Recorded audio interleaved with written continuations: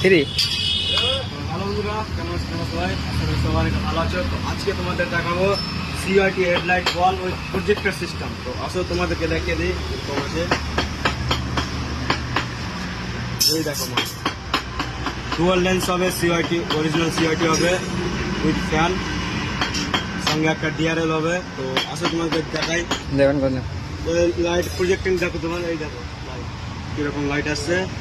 এটা একটা আপার ডিপার, আর এটার সঙ্গে তোমার হবে রেড ডিআরএল জ্বলবে, সঙ্গে ডিআরএল দেখতে পাচ্ছ।